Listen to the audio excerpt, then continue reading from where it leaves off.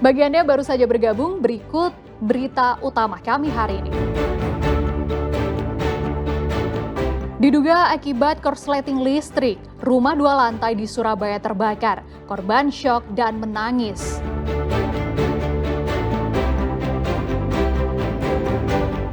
Bareskrim Mabes Polri membongkar penambangan ilegal batu bara di wilayah IKN.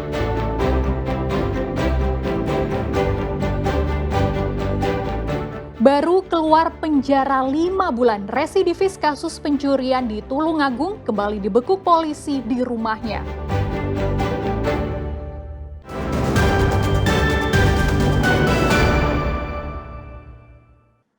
Tim Resmob Macan Agung Polres Tulungagung menggerebek residivis pencurian uang. Saat diringkus, polisi pelaku tak bisa kabur lantaran rumah yang dijadikan persembunyiannya dikepung petugas.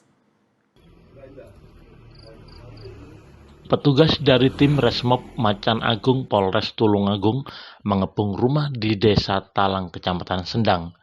Berdasarkan informasi dari masyarakat, rumah ini merupakan persembunyian dari Dian Ali, seorang residivis kasus pencurian uang. Saat digerebek, pelaku tak bisa berkutik dan hanya pasrah saat digelandang petugas ke mobil polisi. Pelaku diburu anggota Polres Tulungagung karena mencuri dompet milik seorang warga. Selain menguras habis uang di dalam dompet, pelaku juga menguras isi ATM. Pelaku membobol ATM korban dengan cara menebak PIN ATM. Akibat pencurian tersebut, korban mengalami kerugian hingga jutaan rupiah.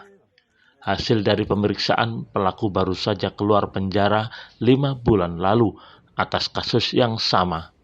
Resmob Macan Agung, Polres Tulungagung itu mengungkap kasus pencurian uang dan ATM.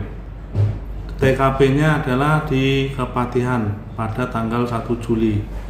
Alhamdulillah berhasil menangkap tersangka tersebut dengan inisial DAS di rumahnya Talang Sendang pada 10 Juli pukul 7 malam. Tersangka ini adalah merupakan residivis kasus pencurian dan baru keluar 5 bulan dengan perkara pencurian. Tersangka dijerat pasal 362 KUHP tentang pencurian, diancam hukuman 5 tahun penjara. Danus Sukendro melaporkan dari Tulungagung. Direktorat Tindak Pidana Tertentu Ditpiter Bareskrim Polri membongkar praktik penambangan ilegal di kawasan konservasi IKN. Selain menangkap 3 tersangka, polisi menyita ratusan kontainer berisi batu bara yang menyebabkan potensi kerugian negara triliunan rupiah di Pelabuhan Tanjung Perak, Surabaya. Penambangan batu bara ilegal di kawasan IKN terungkap dengan ditemukannya ratusan kontainer berisi batu bara ilegal dan sejumlah alat berat di Pelabuhan Tanjung Perak, Surabaya. Selain menetapkan 3 tersangka, polisi menyita sekitar 351 kontainer berisi batu bara yang menyebabkan potensi kerugian negara mencapai 5,7 triliun rupiah. Menurut Direktur Tindak Pidana Tertentu Bareskrim Polri, Brigjen Polisi Nunung Saifuddin, penyelidikan bermula dari informasi masyarakat terkait pengangkutan batu bara yang mencurigakan di Pelabuhan Kaltim Karingau, Terminal Balikpapan. Dari hasil penyelidikan yang dilakukan pada pertengahan Juni, terungkap fakta bahwa batu bara tersebut berasal dari penambangan ilegal di Tahura Bukit Soeharto di kawasan konservasi IKN. Modus para pelaku adalah mengemas batu bara hasil penambangan ilegal menggunakan karung, lalu memasukkannya ke dalam kontainer. Pelaku juga memalsukan dokumen agar seolah-olah batu bara tersebut berasal dari penambangan resmi.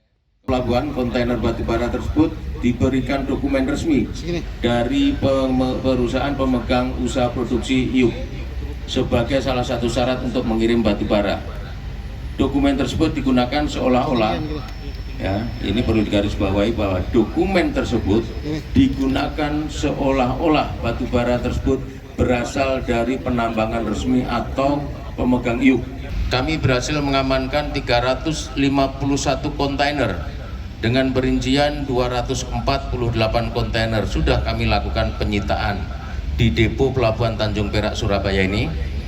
Sementara yang 103 kontainer masih dalam proses pemeriksaan dokumen di Pelabuhan KTT Balikpapan. Dari hasil penyelidikan, praktik penambangan ilegal itu sudah berlangsung selama kurang lebih sejak tahun 2016 sampai 2024. Penyelidikan akan terus dikembangkan untuk menjerat seluruh pihak yang terlibat, baik penambang, pemberi dokumen palsu, maupun pihak-pihak yang membantu melancarkan tindakan ilegal tersebut. Selamat Riyadi melaporkan dari Surabaya.